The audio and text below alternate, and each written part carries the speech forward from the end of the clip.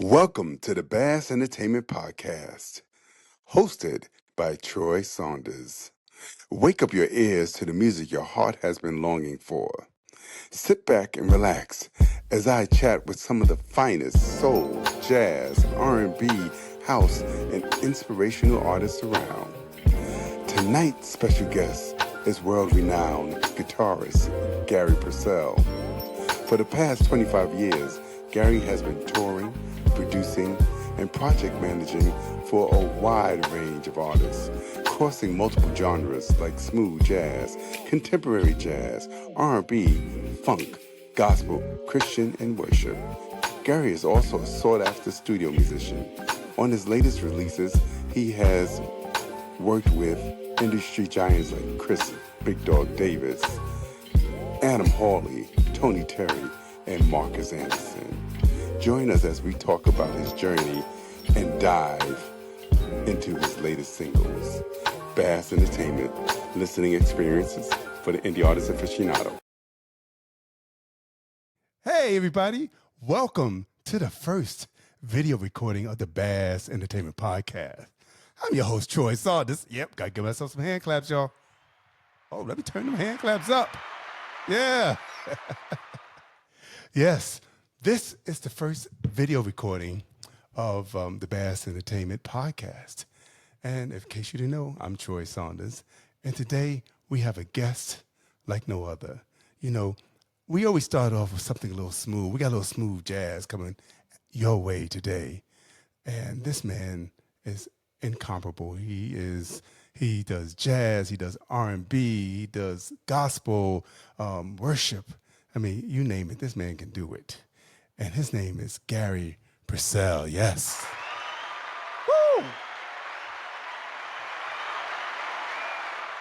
Now, before we talk to Garry, I got to give you a little introduction, a little musical introduction. You know how I like to do. I like to play a little music to get you ready for the episode. This song comes back, I think he did this in 2023 or something like that. Let me double check the date. You know, I got to look down on my notes here. 2020. Oh, my God, the time passes. And this is called Don't Stop. Yeah, this is an excellent way to start off the show.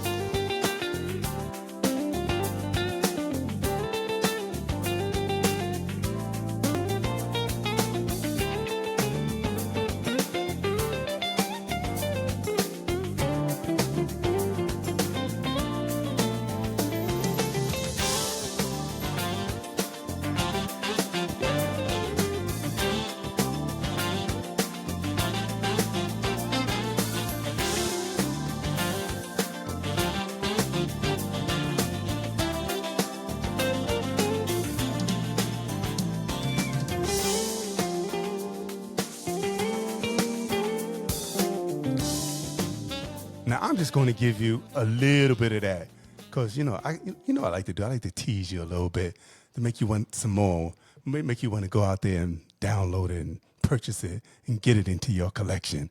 But that's a good starter right there. So without further ado, I'm going to introduce to you all the one and only Mr. Garry Percell. Come on in the room. Come on in the room. Hey, hey, hey, hey, Come hey, on, hey, come how are on, you come on, doing? video. There he is. Welcome, sir. Yeah, welcome to you. It's so good, Troy, to meet you. I'll still say in person. I'm so glad and happy to be here on your show, man. Well, What a thank you for wonderful day dropping that it by is. and spending a Yeah, little time with me. Yeah. So yeah, how you making out? I know you got a yeah, new single, but yeah. we're going to get to that new single. I like to work my way up to the new single. Yeah. So Sure, sure. Yeah, yeah. I'm doing hey, well, but yo, go ahead, man. Do you your in North thing. Yeah. Carolina, huh? And you Mm-hmm. was born and In raised North in North Carolina, Carolina. right? Yep. In the Tar Heel State. Yeah, born and raised right here in North Carolina, man. You know, traveled the world, traveled everywhere, did this and that. Hey, but had to come right back home, you know, Yeah. Did you live someplace and else, or loving did it. you was Yeah. North Carolina always your base? And um, or did you say, you know what, I moved to someplace else, and they said, you know what, at a certain age, I want to go back home. Well, I just kind of, travel from different places in different particular cities. It depended on where the music would take me, and what particular group that I was with at that time. I got a job with. I went to Chicago, Illinois, and man, lived down on the South Side for a while, and I was working for a independent record label at that time. But the independent record label had a lot of different artists that was on there, and I was one of the guitarists that was a session guitar player. So I played guitar on some records and some background vocal, that kind of thing. And Chicago was great, man. Loved the city. But then I got a call from a friend of mine down here in North Carolina. Says, "Hey, there's a group down here that's auditioning for guitar players. You think you want to come and try out?" I said, "Yeah, man." Jumped on a plane from out of O'Hara, man, and came on back to Kakalaki. And hey, man, and I actually got the job. But I don't want to get too ahead of myself. Yeah, so Oh, cool, kind cool, of cool. been a Now I couple of was reading places. Hmm. that you played in Betty Davis Yeah. band. Hmm. Oh, yeah, yeah. And that's the thing that a lot of people don't realize. Now, speaking of Betty Davis, I mean, she's an icon. She's passed, of course, now, but she is a legend and an icon because if it was not for a pioneer woman like Betty, there would be no Grace Jones, there would be no Madonnas, there would be none of that because she laid the hard groundwork for that. So Betty's from here, from North Carolina originally, and her family not too far from where I live, and then the rest of her family, cousins and those and aunts, are from the same town that I live in now, that I'm from. So the her cousins were musicians too as well, and they grew up right around me, and I. Was in their midst in learning to play and a lot of things because they were older than I was. And then they started to join when Betty started working on maybe her second album or her third album, and she reached back and got some of her family members to come into Betty Davis, and they recorded maybe two albums and worked on a third. And so they were here. So when Betty would come back to this area and the band was here, I would kind of like hang out a little bit and that kind of thing. So yeah, that's my connection with Betty. And so then after Betty passed, they did a documentary on Betty. And from that point, the guitarist Carlos Morales, who has passed on now too as well. I was pretty much at that time a protege of Carlos because I stuck around him and learned a lot from him. And the crazy thing is that when we were working on the original material, when Betty was, so there's some music that Betty has written that is still in the can that had not been released yet. And nobody knows about it, but I know about it because I was there and laid some guitar work on that. Carlos wasn't available at that time, so I played the guitar work. Betty listened to some of the demo tracks that we were doing, and I remember us sitting there in the studio, and Betty asked Nikki, her first cousin, says, "That guitar line that Carlos played, that was wonderful." And and Nikki, Fred said, that's not Carlos, that's Gary." "Oh, that's Gary." So we played much alike, and so that was my connection. So when the documentary happened for Betty after she had passed, Carlos wasn't available during that time, so they brought me into the organization of Funk House then, and we did some touring to promote the documentary that Betty was in. So I've always kind of been around, but they gave me an opportunity to actually travel with Funk House and play a live stuff Wow, of Betty's that's material. Yeah, cool. What's the name of the documentary? Because yeah, I haven't seen the documentary. yeah. No, I'd like to check it out. You haven't seen it? Well, Google it. It's on Google. You can Google it. It's called Betty. They say that I'm different. And so Google that, and the documentary will be there. You will find it. It's very fascinating. It tells a lot in the documentary. So people don't know. A lot of people don't know a lot Yeah. about Betty because she was kind of underground. Because at the time when Betty, in her style and the things that she would say and how she would dress, was not what we would say at that Yes. moment in the industry appropriate. It's for a lady. So they kind of, didn't give Betty her due in the industry, because of that. They tried to suppress her. But Betty, if you caught Yes. her, Yes. she was raw. And so, yeah. And so it stayed underground. But wow. I mean, you can't keep history, covered up forever. It's going to surface and come to the top. So, Madonna, you have to give your hats off to Betty and all of those female provocative artists and the freedom that they have now. Betty Yeah.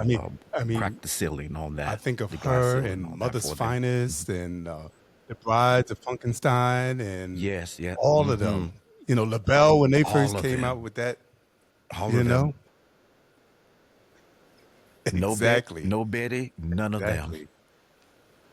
Yes, yes. And she was inducted, I think it was in 2023, into the North Carolina Hall of Fame, Music Hall of Fame.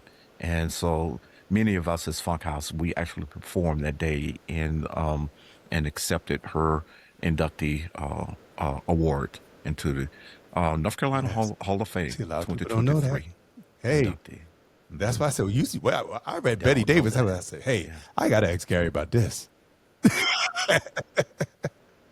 You know? Yeah, yeah, So now, yeah, my yeah. family's from a little town called Scotland Neck, North Carolina. Scotland neck. Yeah. I believe I believe I went through that. You probably would miss it if you don't. Yeah, Scotland Neck, of course. Yeah, Yep. man, oh my I always goodness. thought it Yeah, was okay. my grandmother. Mm-hmm. She was from Scotland Neck, so she would, until I saw it on paper, I thought it was Scarlet Neck or Yeah, something like that. Because she'd be like, we going down to Scarlet Neck. yeah. And I said, wait a second, Grandma, I was born in Brooklyn. Uh I huh. said, this is Scotland Neck. Yeah, that's Right. right. That's right. Well, you know how we do. We run stuff together. And I'm from a very small town here in North Carolina too, called Reedsville, North Carolina. It's only like 20 miles or 30 Okay. miles north of Greensboro. Yeah. So, My yeah, cousin used to small live in town. Greenville Yeah, for a yeah, while and different places. So, yeah, Scotland Neck is the family home. I yeah, mean, North Carolina is like the family base where we all come from, at least on my father's side of the family. You know. yeah. Sure. So now you Yes. also worked with Mm-hmm. Mm-hmm. in gospel with Richard Smallwood, and how did you go from playing Yeah. in around in North Carolina to working with Richard Smallwood? And was that when you went to Chicago? Oh no, I never did actually work with Okay. Richard. I shared the stage with him before. Now, what's so fascinating about that is that Richard has always called this small town Reedsville his second home, and because my cousin was part of the original Smallwood Singers, and so when he would come home and of course and look us up, to see what was going on musically, because of course HBCU Howard University, he was a graduate from there too, along with Richard, and so when he would come home, he would look us up just to see what's going on musically. At that time, I had a gospel group called Garry Percell and Anointed Vision, and he found out about that through another cousin of mine, and he showed up. someone brought him over to one of our rehearsals. And so my cousin, he was listening, and he says, well, let me give you guys some singers some tutoring, since I'm here. Because all of those guys got their doctorate, in masters and things, in that area from Howard University, like Richard did too as well. So from that point, he kind of opened the door, with getting my group, on some things with Richard. And so that was my introduction to Richard, and conversating with him during those times and those periods. So that was my Now I connection hear with you. Richard there. You've been Yeah. saying you've been telling us about your vocals. So you sing a little also, huh? Or you Oh, sing a lot. now that, oh God. Um, Now, of course, as you said before, looking at my resume or bio, then of course, I have a gospel background, in all the other genres. So I did some funk music and R&B stuff, you name it. And so during my period, so to speak, in the R&B part. So I did quite a bit of singing and playing guitar during that period of time. Uh, so, uh, so the fans now that are in contemporary jazz side, which genre that I am in now, quote unquote smooth jazz, they have never heard me actually sing or know of this artist that he's a singer too. But time will reveal all. And so at some point, then I'm going to introduce Wait. my vocals to my music. Okay, because that was So my we're question. getting there. I said, all Yeah. right. So when you go to I lace us knew with it some was coming. vocals. Yeah, I knew it was coming. So it's in there. It's getting ready to come to the forefront Okay. Now I at this see it. given So time. far, you've Yeah. just been releasing singles.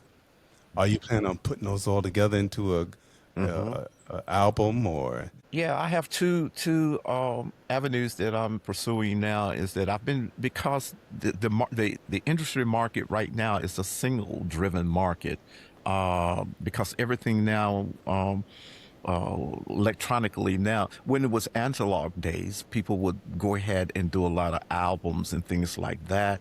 But in the day now, the electronic in the industry as it is now, it's so quick and fast. People can go on Spotify, boom, got the song, 3 minutes, that song is gone. They're on to the next song. And so it's a single driven market. And so I've been staying in the single market for a while. But you hit the nail right on the head is that eventually what I'm going to do and what's on the table is to do a collection album of all of the singles that I've done with some added new songs too as well. And plus, I'm looking at doing another type album that I All will right. reveal later. Well, you know what? Let's play another song off that, Okay. off Yeah. one of your singles. I'm about to say off the album. Well, it's going to be Okay. on the album. Uh, Yeah. let's Yeah. see what I got Yeah. queued up over here. Oh, Smooth Strut. Yeah, I'm play a little Smooth Strut. Yo, Yeah. check this out. This That's came out, right. y'all, in 2021, and this is called Smooth Strut.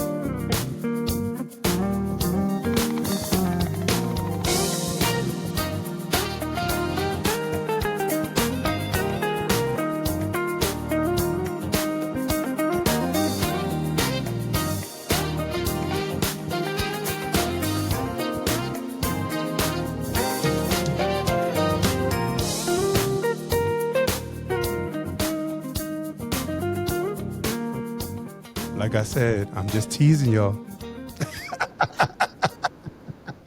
I'm just giving you a little bit. Oh yeah.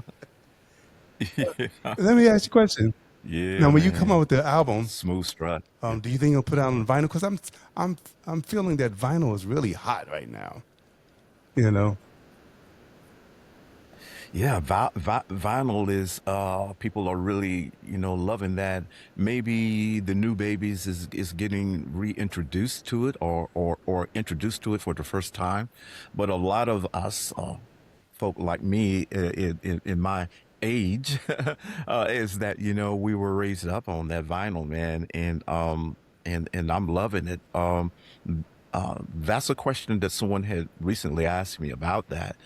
Because I still do CDs, and the reason why I do CDs is because just so that the fans, the people that love my music, have something tangible in their hand, and so that's why with all of my records, my singles, I always do a CD, and so always press these up.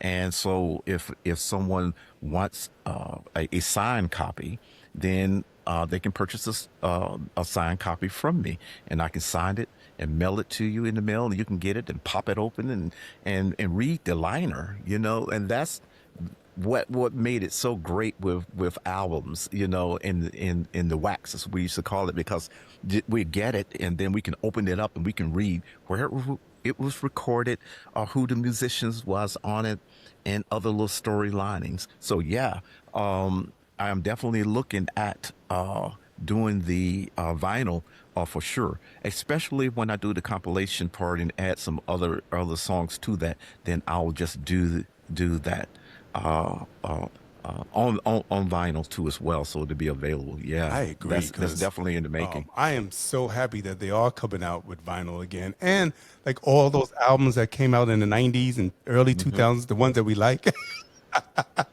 they they are Hmm. starting to push those back Yeah, out on vinyl, yeah, yeah, and yeah, yeah. and I love it. I Reissues. love it because we Yeah. miss that, like you said, something Hmm. tangible. We miss being able to sit down and read the liner notes and who played that, and you say, "Oh shoot, that was so and so." No wonder that sounds familiar because it's the same person that played on this album, and so on and so forth. Now that's one thing that I miss. I'm glad that they're bringing it back. It's vinyl because, like, if people don't know on your song "Don't Stop," Hmm. and you got Marcus Anderson on it. You can find that type of stuff out when you have a little vinyl in your hand.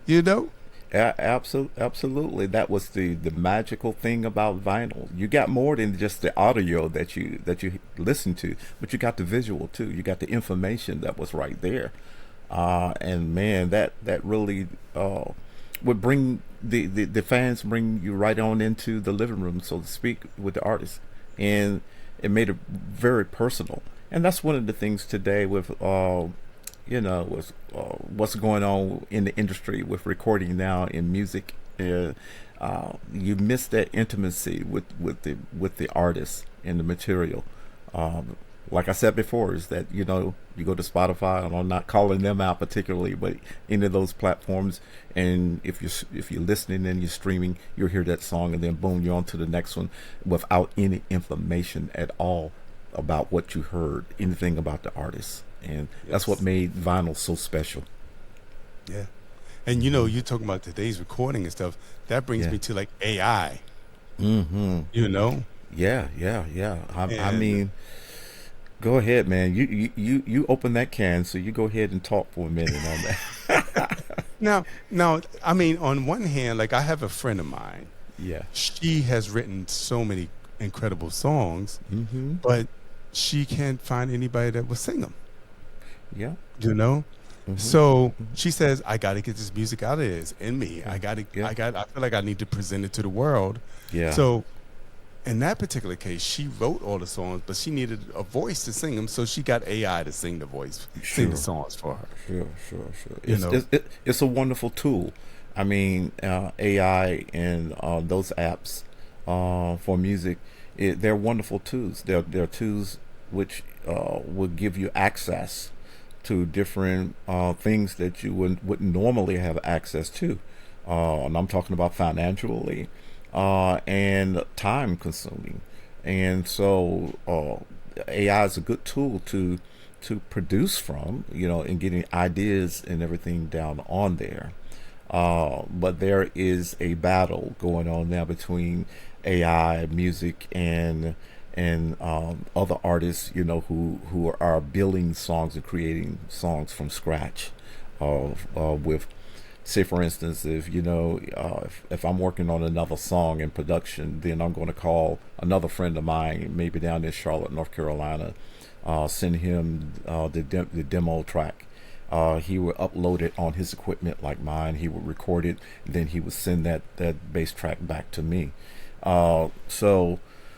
Yes, but a lot of people don't have access like that. They don't have where they can reach out to cats and different people, and compensate those people too at the same time when you do that, Right. So AI makes it possible for you to create a song from the bottom all the way up, without the expenditures that it would take to do it, and in a short time too. And I must admit, I've heard some songs created by AI, and they sound great. They're wonderful. I don't know if the mainstream market is ready for it now. That's why the battle is. So we shall see. It's just like everything else, When we were in the analog days, in the analog days of recording, we couldn't even dream that we would be moving over into digital domain. Right. But it happened, So we shall see how all of this, unfolds. But then now everybody's saying, "Hey, analog sounds better," and it always has. Right. This is because I'm an engineer too as well, and so sometimes some songs to me, because of my ear, it sounds too clean. And with the recording electronics that you have today, to me it sounds too sterile. It sounds too clean. Some things do. I mean, you talked about it. We talked about it. If you go back and listen to some of those LPs, and you listen to some of that analog music that was done on vinyl, and you get it all. I mean, you get the pops and snaps and crackle and pop, but through all of that you hear this richness that comes out of the analog recording. And I don't want to get too deep on that, but people don't know the technical side for that. That's when we were recording on tape and 2-inch reel in the big studios, and so therefore in what it is that what you hear is that saturation. If the bass line is here recorded on the tape, then the next line may be a guitar line. Well, because is the way the tape is made in the magnetics is that the bass will record here, and then the guitar record the next track under that, but they will blend because of what the tape is made out of and the magnetic stuff that's on there. It bleeds over into the next one, and that's what caused that. It caused that great richness in the tone in those recordings. And people may not know that technical side, but that's what's really making it happen like that, But in the digital domain, like here. Here, each track is separate and they don't bleed into the next one. So, Right. Man, I love it. I love analog too as well.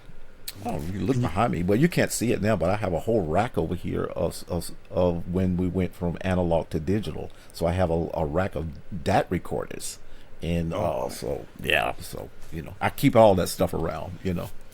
Got to. Yeah. It's history. Yeah. And the crazy thing about it is, like, even the albums that they are reproducing now off of the old stuff, some of them don't sound as clear as the original one. They don't have that same richness. They don't. So That to me, richness. they're not really even using the analog to make the albums that they're doing now. They're using the digital version and putting it on the vinyl. That's what they're doing. That's Because crazy. it don't sound the same. You're missing what you buying the album for. Yeah. The nostalgic, that sound. Yes. And Yeah. you're exactly right. It is because the recording process is different that went down on the wax than today. So they're still using digital and then just transferring that down on this vinyl.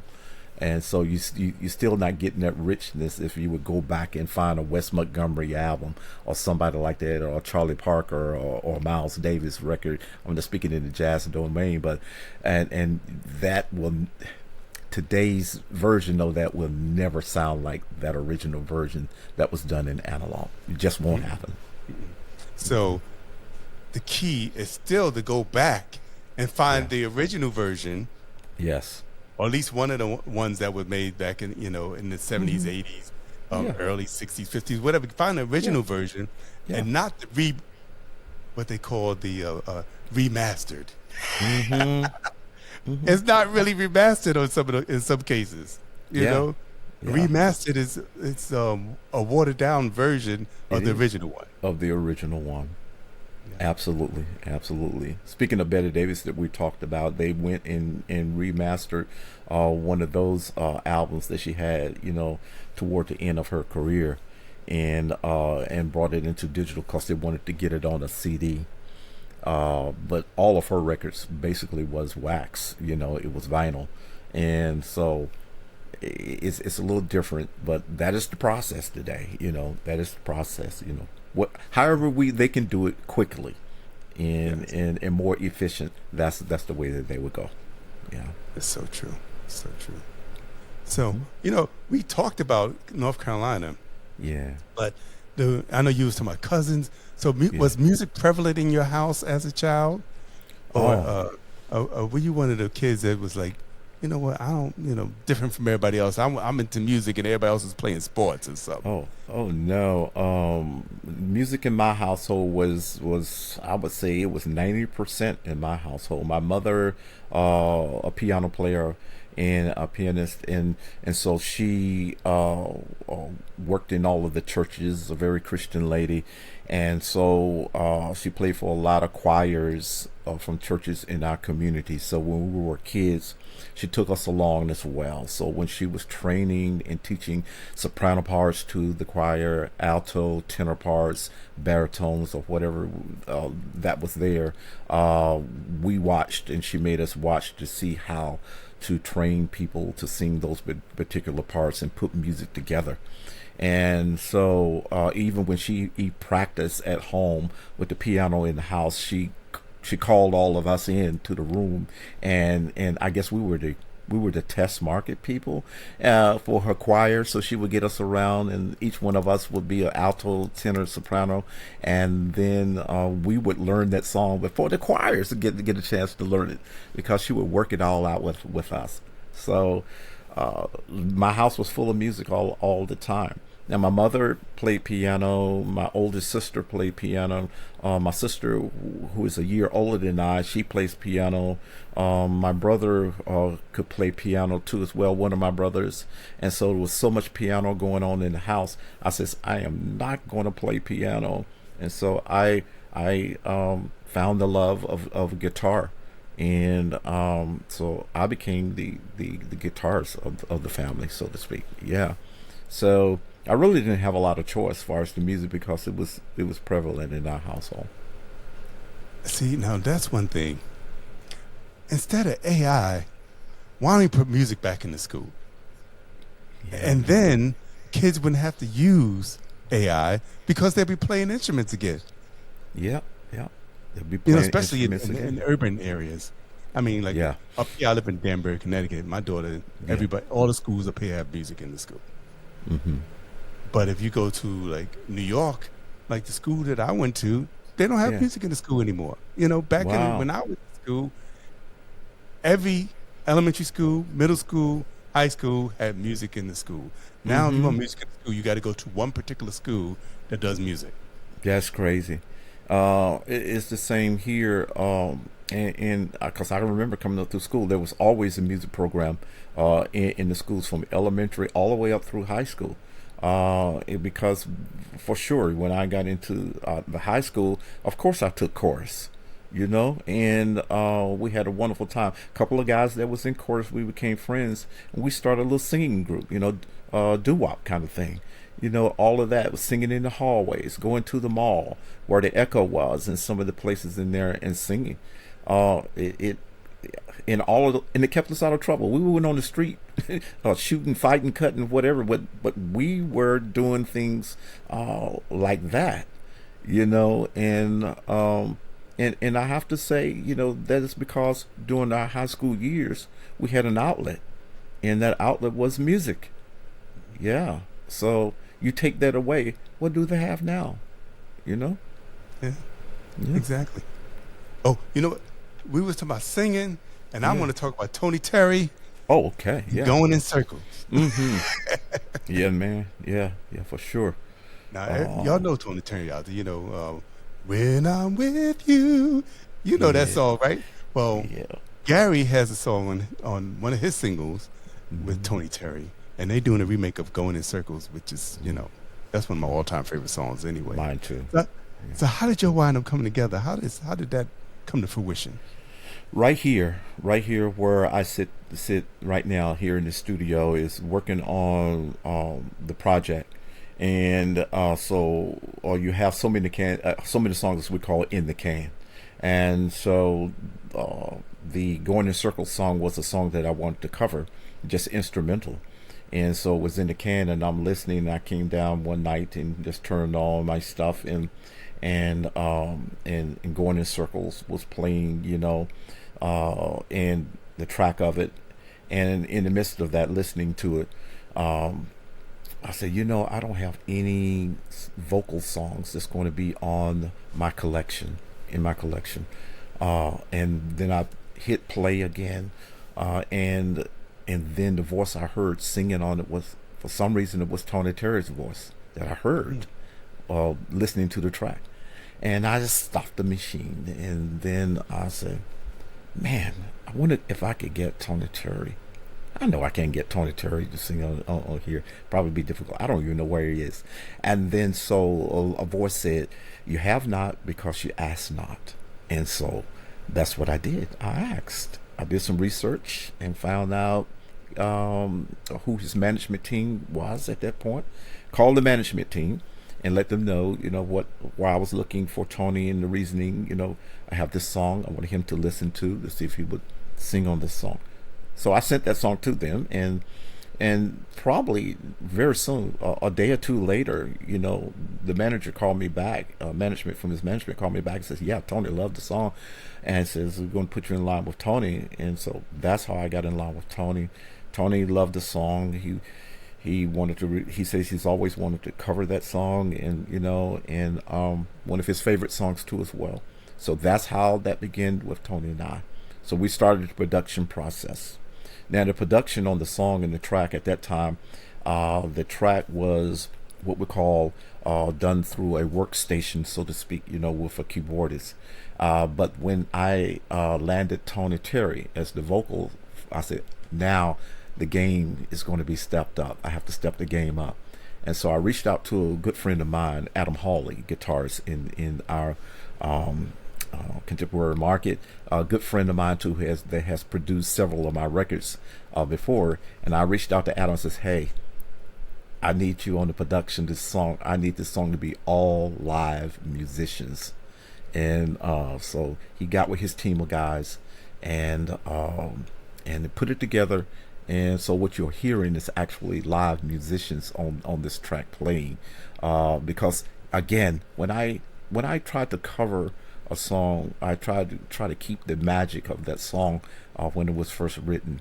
So we didn't really deviate from the original version musically wise, but Tony sure did put the Tony Terry stamp on it, and it just came together. I mean, it was awesome.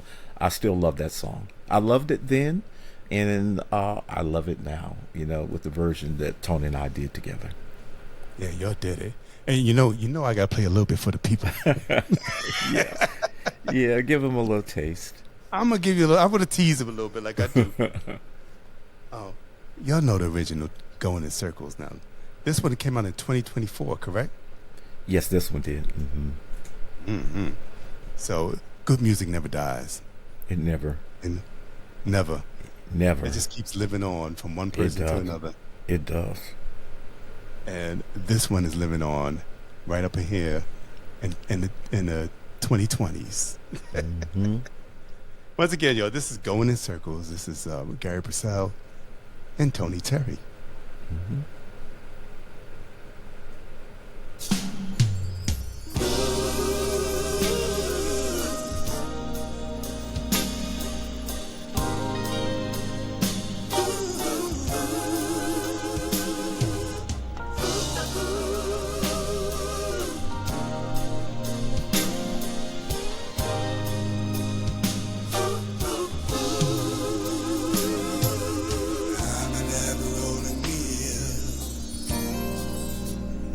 Without a destination for real, I'm never spending time whirling around until I drop. Oh, what am I supposed to do? My mind is in a whirl.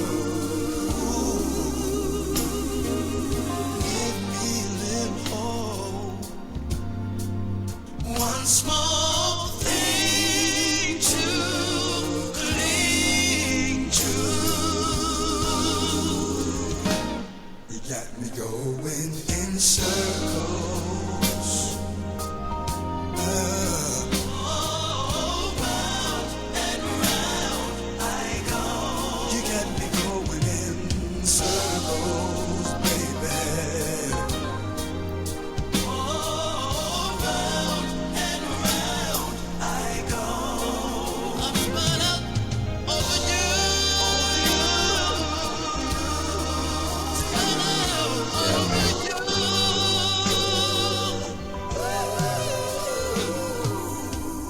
You know, I'm slowly fading this one. Oh man, I still love that song. The version that we did of that is that's unique. That's special. Yeah. Yeah, it is. It I love is. that. I I, love I want to play the whole thing, but I I might know. get I flagged know. or something, Yeah, yeah. I get it for sure. Oh, so what is coming up? Are you on tour? Summertime is a good time to go on tour and see the peoples. Are you going to be around somewhere? Well, I've put some things out to different promoters on different festivals and here and there. Still waiting to hear some things back. I have some things that are already solidified, and one is the John Coltrane International Jazz and Blues Festival of this year. Is going to be Labor Day weekend, the September 5th and 6th. Now, speaking with the promoter just a few days ago, I'm locked in, but he's still filling the lineup. So he's shuffling people around, and that happens based on their schedules, within their touring schedules and that. So he has me on that festival September 5th and 6th, but I'm still waiting for him to give me the actual day, if it's going to be on that Saturday the 5th or the Sunday the 6th. But for the fans, just be on the lookout. You can Google John Coltrane International Jazz Festival, and they're slowly getting the information out there of their lineup. So I am slated to be there. You just have to look for it whenever that they post it, if I'm going to be on the 5th or 6th. That's Labor Day weekend. And also Myrtle Beach, South Carolina. Oh, let me say this. John Coltrane Festival is in High Point, North Carolina, September 5th and 6th. Then there's the Myrtle Beach Jazz Festival in Myrtle Beach, South Carolina. That's October 16th, 17th, and 18th. And I'm already scheduled and locked in for that Sunday, which is the 18th. So be on the lookout for that. Just Google it, Myrtle Beach Jazz Festival. And when they started to broadcast their lineup, you will see Garry Percell Experience. And Garry Percell is slated to be on that Sunday, the 18th. All right, now y'all been going And that's a free festival too. You don't have to pay anything for that festival with the great lineups that they have. 3 days of entertainment, and it's all free. Yeah, to the public. You ain't got no excuse. You in South No Carolina. excuse. If you want to drive from North Carolina, Virginia, D.C., it's all Yeah. right too because it's free. What It's the heck? free. It's free. You know, It's free. You You know, remind me of my Marine Corps days. just pay. You know, just take care of the vendors that's there. You know, patronize them. You know, buy their food, their drinks, and whatever, and sit back in your chair and watch free 3 days in a row. You can't beat that. Yeah. you can't beat it at all. No. Yeah. Like I said, you remind me of my Marine Corps days because I used to be stationed in Beaufort, South Carolina. Oh yeah, I know where Beaufort is. Yeah. We used to go to Myrtle Beach and Savannah and Charleston. You know, the weekends we gone. Yeah. Yeah. Yes. So yeah. We was talking about where you're going to be, and we were talking about the compilation that you're going to put together. Now, how long we have to wait for that compilation? You got Oh, a man. time frame? Maybe next year, sometime. Maybe. It is a time frame next year, 2027 for sure. I've got two kind of things that I'm working on, and this compilation of songs that I already have that's in single format. But I want to add some more songs to that, and that would be that compilation with some new songs there too as well. But there is another secret one that I am doing, that I am working on. It's going to be another whole separate EP and album EP, so to speak, and that one's going to be a special kind of one, and I can't reveal that yet, but just wait and see. Yeah. But I can't wait and see. I'm all eager and all ears. Well, you know, we're gonna get to the latest single, which came out May 1st, y'all. So it's incredible. Like everything we've been listening to this evening, Garry does not put out any sorry music. Shall we say? Oh wow. And it's another cover of one of the songs that we love. You know, if we remember correctly, Love Ballad. Yeah. You know, I remember George Benson and LTD did it, and Yeah. now we have an instrumental version by Garry Percell. And what made you pick that song? Oh wow, man! I went through, and I shared this sometimes, is that I kind of been off the music scene for about 2 years. This is my comeback record from a 2-year hiatus, and I had to do some soul searching in that period of time, because I lost my daughter, Chantel Percell. She was 38 years old 2 years ago. And so during that time, I had to kind of pull myself back for a while from music, because I was broken during that time, and so I had to get to a place where I could soul search, and so I could be able to find my way back to music, because I felt like if I tried to work my way through that grief, through all of that, using music, then that's what my music would sound like. And I did not want to put music out that had that grief attached to it, because my whole thing is about being able to communicate when I play, that people can feel, and I didn't want them to feel that grief that was inside of me deeply at that time, because I'm always a person about expression. And so what happened is that I just asked God, and I searched myself, and He helped me search myself, and that I can't move forward until I'm healed. And so I didn't know how to heal at that time. So I asked Him to heal me during that period of time. And so He healed me through that process, through that 2 years, because I felt like that when my daughter died, that a part of me died too as well. And I wasn't whole again. I wasn't whole. And so with all of that said, is that God, He said that I'm going to fill you, that void, with something. And He says, I'm going to fill it with love. And so He filled that void that I had with love. and I could just feel my reservoir started to just rise, and it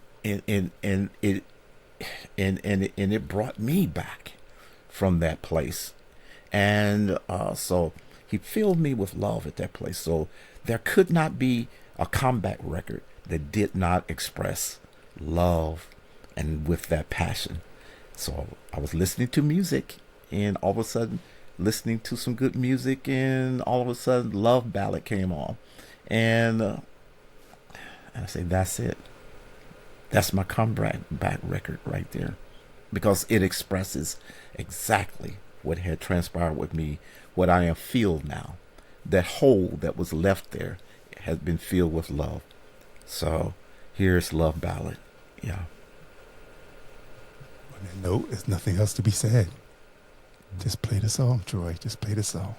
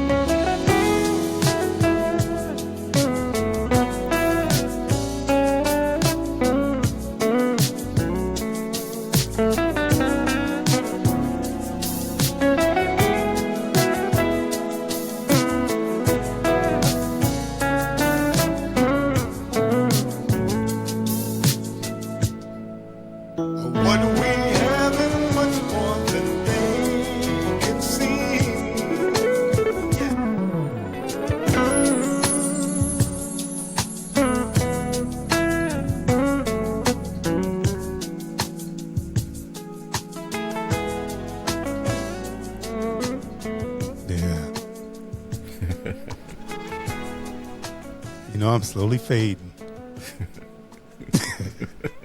Okay, now was that you or that vocal right there? Oh, that wasn't me. I have to give a shout out to my producer on this song, good friend of mine, and man, special guy, Chris Big Dog Davis. I love Chris Big Dog Davis. Yeah, who he's from Connecticut too, right? He is from. Yeah, man. I heard you early, and I didn't want to, let that out until now. Yeah, he's a Connecticut guy too, and so Chris and I, on the production of this song, we discussed it for sure when I reached out to Chris and on this particular song, because like I said before, is that Love Ballad had to be the song that I would come back with. And so it had to be special.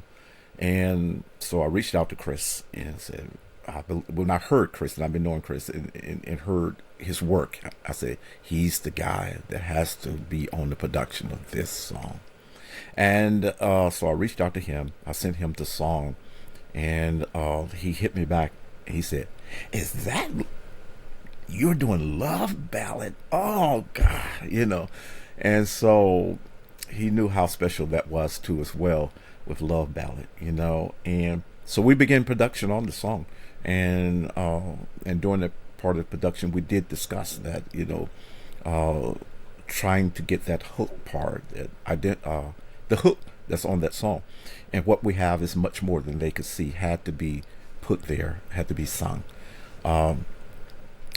I could give out some more information of, but I'm gonna save that about the production of that song, some things that took place with that, some people that was reached out to, some people that reached in, that wanted to be on the song. We did some soul searching on that too as well. And then one day, he called me and says, I got the ideal vocal guy for that part. And I said, send me the track. He sent me the track, let me hear it. And that is Michael Childs. That is on that song doing the background part on there. He had the right temperament to sing that part. I won't reveal, but there were some other well-known artists that people would be really know that wanted to get on this record, but we decided that we were going to just keep it as organic as we could, and I think we made the best choice for this particular song. It sounds incredible. Y'all better go on out there and download this. And just to hold you over till the album comes. Yeah, it's coming. Just hold you over till you get the vinyl. Yeah. Woo, it's going to sound terrific on vinyl. Yeah. Ooh, yeah. I can't wait. Can't wait. You make sure you let me know the minute. You know, like Lisa said, the minute, the second, the moment. Exactly. Yeah. Oh man, but Garry, thank you so much for joining us today. Yeah. It has been a pleasure. I hope you enjoyed your stay here on the BAAS Entertainment Podcast. And please come on back. Hey, I'm just a call away. I love to come back and chop it up again. Had a wonderful time. Thank you for inviting me. Oh, it's my pleasure. Okay. When Sabrina reached out to me, I said, "Of course, you kidding? Oh, come on now. Yeah. We gotta start this live video thing correct." So, everybody, please, Garry, tell them where they can reach you. Tell them how they can get in contact with you on social media, on your website, and all that good stuff. You can find me very easily on social media, Facebook, just my name, Garry Percell. If you look that up and put that in, it'll bring you right to my Facebook page. I have another IG page, which is Garry Percell _ the artist. Then there is my website, which is just plain www.garrypercell.com. You can find me at all of those places, and all of your digital outlet stores too. If you're looking for me, I'm all over that. So I'm not hard to find. No, it's funny when you said, "Well, how am I going to get in contact with Tony Terry?" I'm like, "Please, you can get in contact with anybody you want to get in contact with nowadays. Just go on social media. It's there. It's there. So many people that I've had on this podcast, I hit them up on Instagram. Hey, you want to come on? Oh yeah, sure.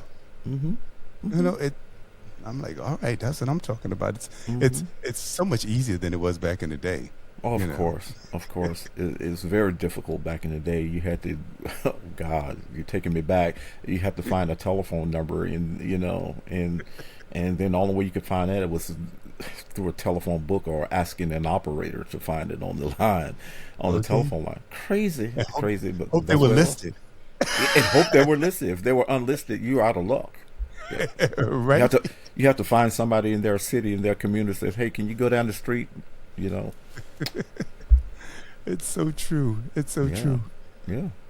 So, Mr. Garry Percell, thank you so much. Yeah, thank you. And all you listeners out there, I want y'all to hold on a little bit, because if you listened, I had a new song playing in the beginning of the show, and it's by Mr. Lucky Witherspoon. Now, that is the new BAAS Entertainment theme. Yeah, it's called Wake Up. And Mr. Lucky Witherspoon wrote it with BAAS Entertainment in mind. He said I inspired him. So I feel so honored. And he said he was so inspired that he's going to release it as a single in a couple of weeks. So not only is it going to be my theme song, but it's going to be a new single by Lucky Witherspoon. Yeah. Wow. Terrific. Yeah. So it kind of reminds me of MSF, Mother, Father, Sister, MSFB, MFSB, and and the Sounds of Philadelphia as the Soul Train. Sound. Yeah. Yeah. how they became the Soul Train theme. So, and it was a single, and everybody played it in every house party. Mm-hmm. So maybe we can get "Wake Up" to be in every house party. You know? Yeah. So, matter of fact, Gary, you want to hang on? I'm going to play it right now. I would love to hear it. All right. So this is the new BAAS Entertainment theme song, and it's by Lucky Witherspoon. You know, and if you didn't know, you can check out Lucky Witherspoon on the BAAS Entertainment Podcast. Unfortunately, it's not a video. This is just an audio one of the past ones that we have done. And just go to www.baasentertainment.com. Come on, y'all. Wake up.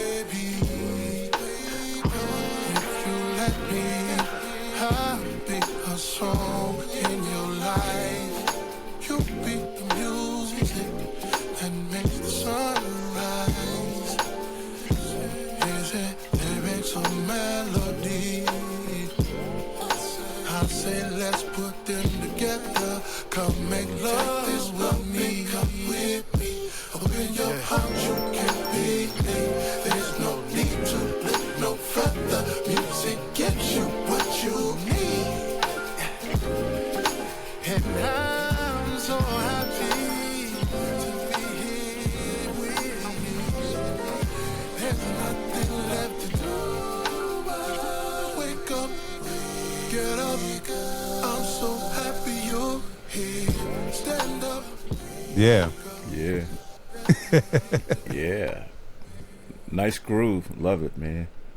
Thank you. Yeah. And thank you, Lucky Witherspoon, for putting that together. Yeah. And you know, it's like, I like to play on the words. It's like wake up. So Yeah. I said, Lucky, it's not. People might think it's a morning show, but I know what you're getting at. You're not talking about wake up, like get up in the morning. You say wake up your ears to new music. Wake up your ears to a new sound. So I'm like, yeah, that's right. Come on, Lucky.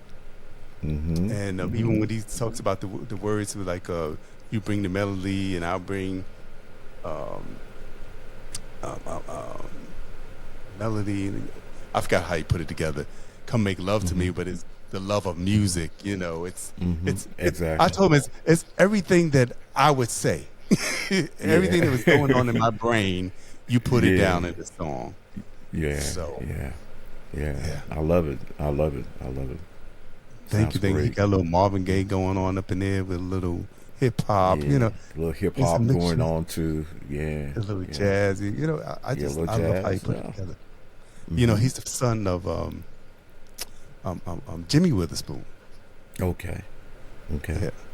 Yeah. So, Anyway, y'all, I hope you enjoyed this first episode of the BAAS Entertainment Podcast in video.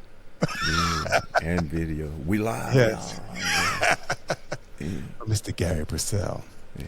And until the next episode, which should be about a week or so, peace and love, and let's continue to look after one another. There's so much negative stuff going on. I always say this, whether I'm doing my radio show or I'm doing a podcast, there's so much negative stuff going on out there. We got to uplift one another. We got to keep each other in prayer. Yeah, amen. And uplift one another. Yeah. Especially, people of color around here. We under attack. Yeah, for sure. Okay? For so sure. we don't need to attack ourselves when so many people are attacking us. Yeah, we don't need to fight amongst each other when we have so many enemies that is against us, for sure. Yes. So, until next week, peace, y'all.